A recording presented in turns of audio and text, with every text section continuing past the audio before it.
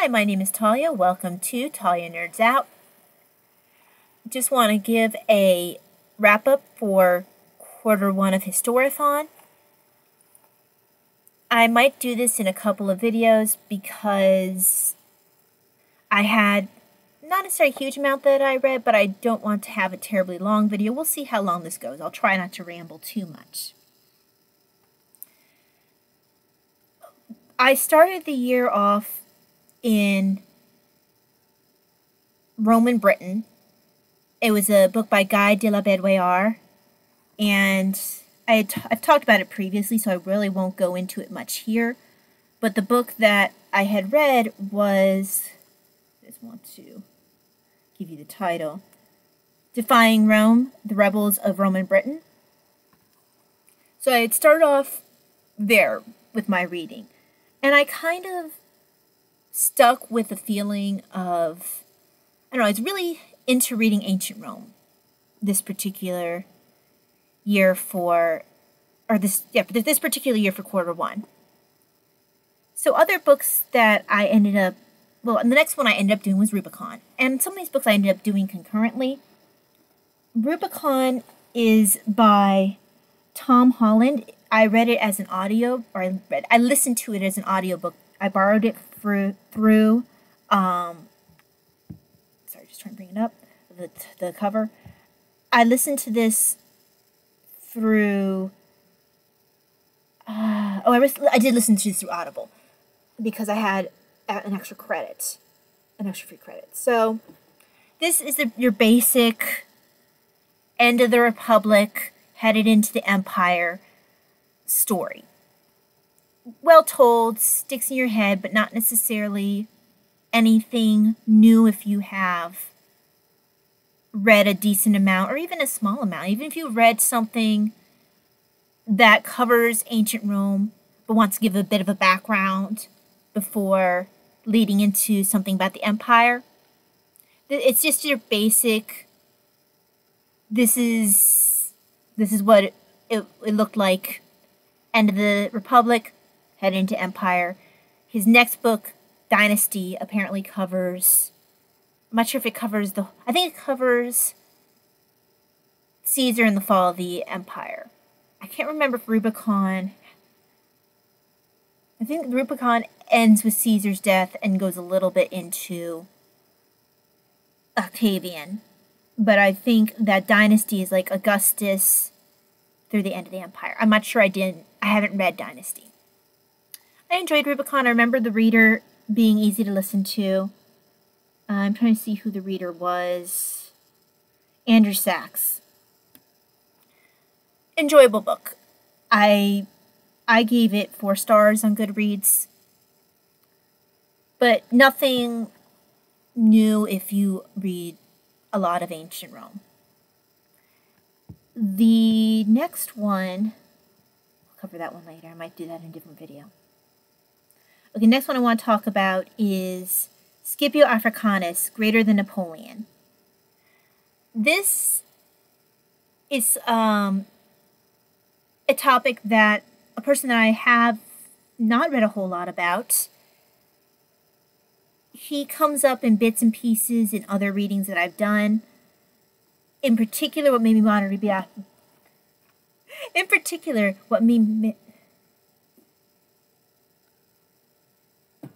let's try this again.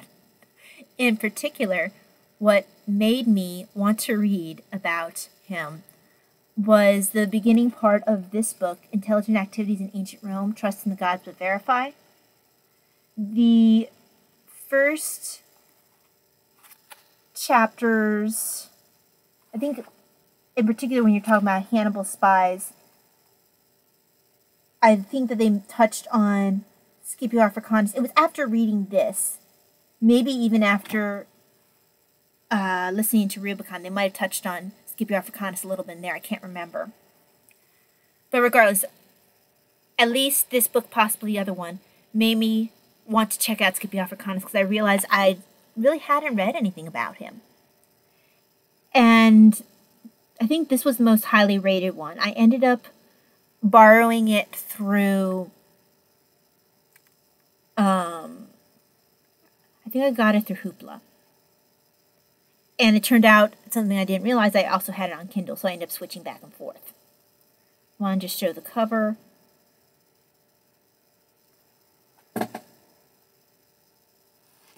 As evidenced by the title, it's not necessarily an unbiased account, which is why I gave it the rating I did of 3 stars. It probably deserves, although I think I gave it was only 3 stars on Goodreads because I can't do the quarter stars like I can on Storygraph, and I think on Storygraph I gave it 3.25. Honestly, I enjoyed it more than that would indicate. I just didn't quite feel like giving it 4 stars because I felt like it was very definitely biased. That being said, it could well be that it is like when I read Lindsay Powell's Germanicus, where although it's a definite defense of a historical figure and their reputation, it doesn't necessarily mean that it is an unfounded defense. Now, there are a couple areas where I think that I would have liked him to maybe lean in a little bit more and dig in a little bit more and give you, instead of like just kind of brushing over Scipio Africanus' involvement. And the particular thing I'm thinking about is when he's preparing for his invasion of Africa, and there is this territory that they had thrown Hannibal out of, and he had put someone in charge who he wasn't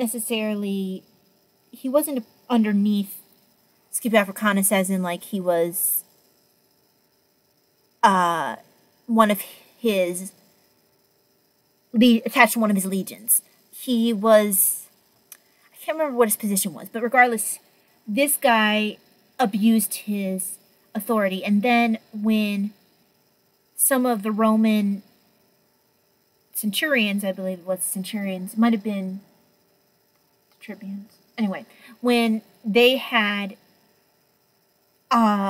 reacted to his abuses of his power by, well, it was a really severe beating. I think they ended up cutting something off, like his ears or something. And Scipio Africanus came in when he was called, and he punished the guys and was going to have them sent back to Rome. Well, when he left, the guy, instead of sending back to Rome, had these particular Roman, whether it was centurions or tribunes, I can't remember which, he had them, as I recall, executed. So, and Scipio Africanus had left this guy, in spite of the reported abuses, in his position of power. And there was a whole, there was a whole investigation into him and how he might have been at fault. I do wish that the author had put a little bit more of a fine point on the fact that Africanus had left this person in charge in a position where he already had proven to abuse his power. There's a couple points like that where I would have been interested in him maybe digging a bit more into that instead of just sort of brushing past that onto the next great thing that Africanus does. Now, to be fair, it might simply be that we don't have any sources to say why he did that, or if that was even what his authority in that position would have been. But that was honestly my biggest complaint. I felt like sometimes where there was an area that Scipio Africanus could be criticized in justifiably, I felt like the author didn't stay there very long. I do think in the areas that he would point to him militarily or as a person, they did seem to be warranted defenses. But overall, I found it to be, it was interesting, but it wasn't the most enjoyable listen or read that I've had. It was honestly a little bit dry for me. And like I said, I found it to be very biased.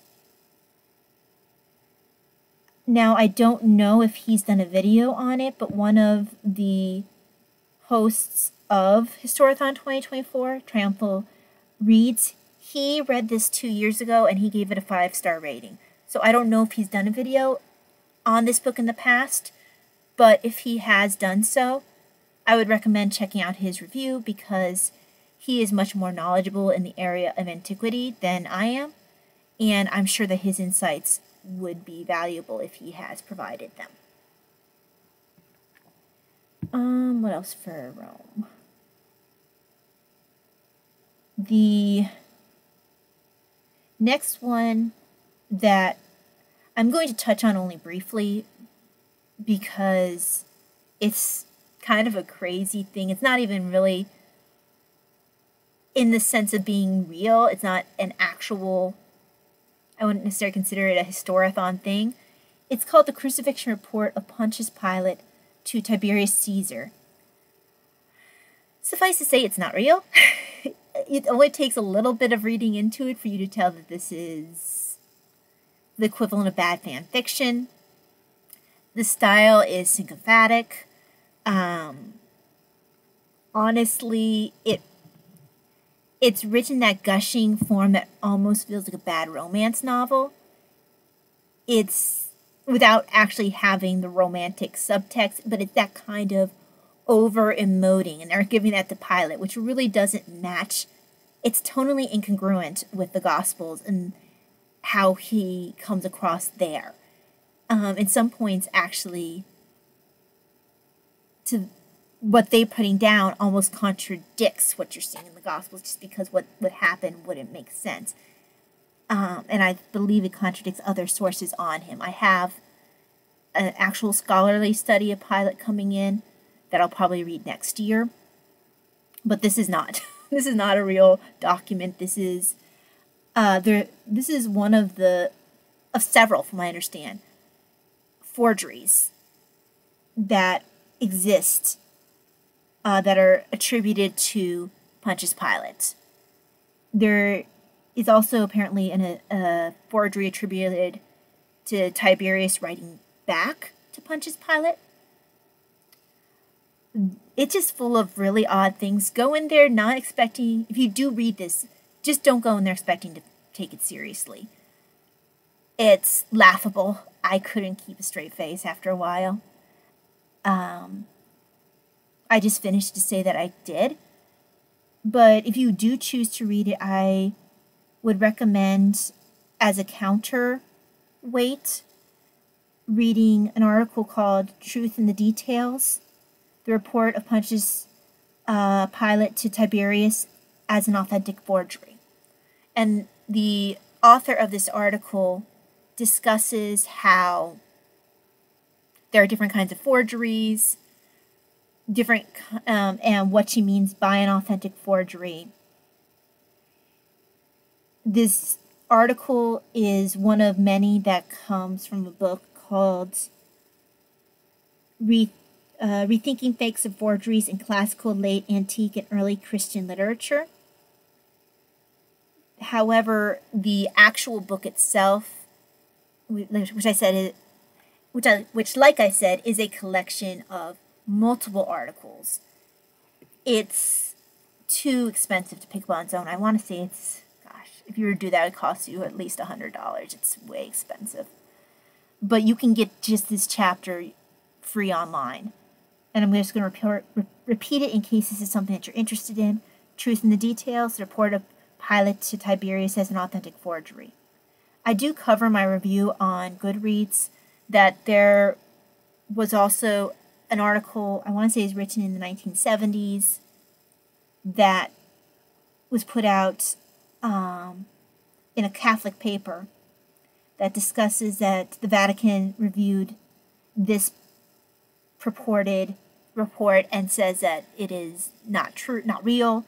So, it's 1963 that the Catholic Standard and Times basically debunked on the Vatican's end, or stated the Vatican had debunked that any of these letters were real. that they were, and mentioning that they were forgeries. And the forgeries are either thought to be sometime in the early church or medieval church.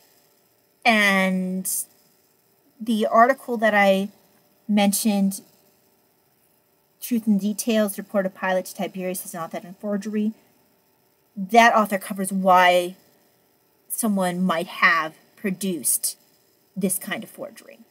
So if this is something that is an area of interest to you, if you are going to read the so-called report, I do recommend the counterweight of the article on authentic forgeries. The whole book actually sounds interesting, but unfortunately, definitely on my price range. Then to finish up for Rome, I mentioned this one briefly. Intelligence Activities in Ancient Rome. This was one I think I spent most of the year reading. It is a heavy read. It is definitely one that is meant for someone who wants a more scholarly read versus a more popular historian's take on a topic. It's not in a very readable, almost storytelling form. It's definitely something I could see being used in a course. The beginning, I want to say the first half of the book, when you're dealing with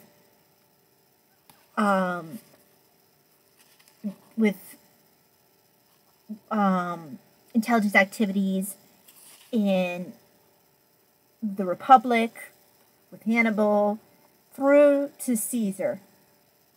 So that's halfway through the book, part 1. This was the easiest part to read. Now, once you got into part 2 with Empire, it became a little bit slower going.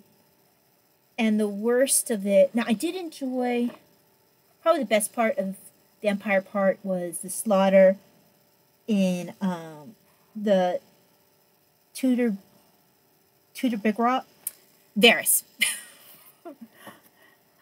Varus, give me back my legions. That was probably the easiest part to read of the Empire part.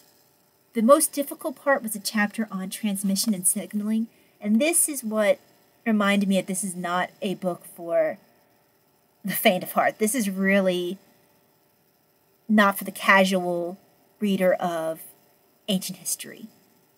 If you have a particular strong interest in the history of ancient warfare or the history of ancient intelligence activities, then this would definitely be the book for you. By the time I was finished with the chapter on transmission and signaling, I was basically in a daze. I was so tired. There were like so many maps showing the intervisibility between different watchtowers and a fort and different ways that they could signal. It was very dry. I barely finished this in time for quarter 1 to be finished. It was just a hard read at the end. I would recommend this, though, to someone who is seriously interested in military history and antiquity or intelligence activity, espionage activity in antiquity. This is definitely something that would be up the alley of someone definitely interested in this, because it's well researched, it is well written. It's not that it's even written in a overly scholarly way. Like, it's not above the average reader's head, I don't think, insofar as like stylistically. It's just the sheer detail the author goes into is what sort of lost me by the time I got to transmission and signaling. It was just way more than I wanted to know, ever. So, I won't be picking this up again anytime soon. But it is a good book. It's just not necessarily my cup of tea, especially towards the last part. My favorite book of the quarter has to be Cicero. and this was a group read, a buddy read. I had started this first last year as an audiobook, but I ran out of time. So this year I started over again. First as a Kindle, but when several people expressed an interest in doing a buddy read with me for it, I held off, and I returned the Kindle book to the Libby app, and I got the physical one so I could wait to read it till other people were ready. I read it with John David of, I think it's John of Ottercourt. Is that your channel? Hold on. I want to bring up the channel so I'm not skipping. Nicholas of Ottercourt. That's his channel. He's one of the people heading up Historathon 2024. And so I read that with him. He was doing SPQR prior to this, so I was waiting until he finished that to start this. So we read this for March. And Tanya, and I know I owe Tanya messages on Discord, at least one message, but I was trying to finish up what I could before the end of quarter one, which is why I've not responded. But yeah, so I thoroughly enjoyed this. This was my first buddy read. Usually I've read them by myself. I'm not sure how.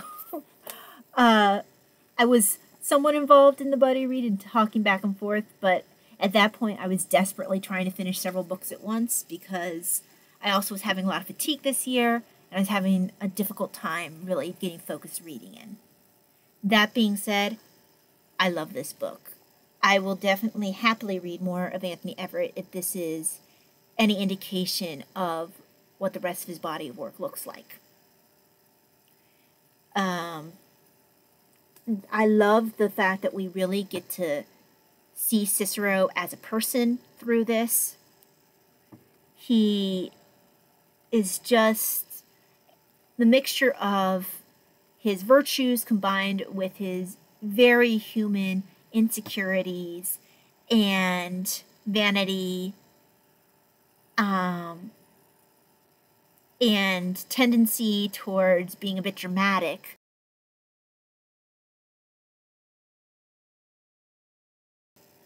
Cicero came alive off the page, and I thoroughly enjoyed meeting him.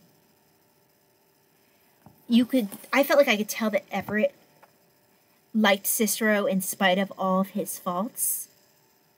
And I probably would have liked Cicero anyway, but it was useful, the author having a similar view of Cicero that I did, or seeming to have similar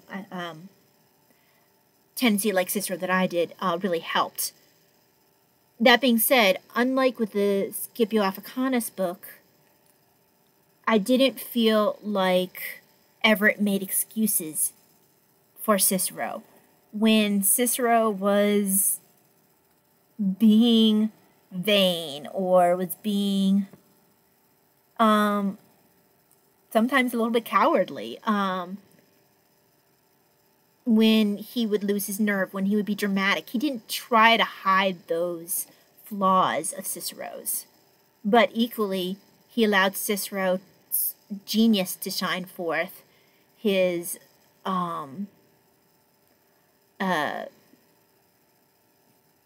love of the Republic, his just everything that made him such an intriguing person. He allowed that to shine through. I would recommend this was one of my favorite reads for probably my favorite read for quarter one this year. So if you have not read Cicero, The Life and Times of Rome's Greatest Politician, I would recommend this. It's been a while since I've been able to read a book in a public place and be so absorbed that the rest of the world kind of fades away, especially since I don't do well leaving the house. I'm basically housebound. But I was able to take this to the hair appointment and finish the last couple chapters just with a laser focus because I enjoyed Everett's writing style and the subject of the book so much. They were both very gripping. I will end up reading this again, and I will probably keep this up here where I can easily access it. That's it for this part of the quarter one wrap-up. I'm going to start another video that does not cover ancient Rome, and I will return. I will see you for that one. God bless. Bye.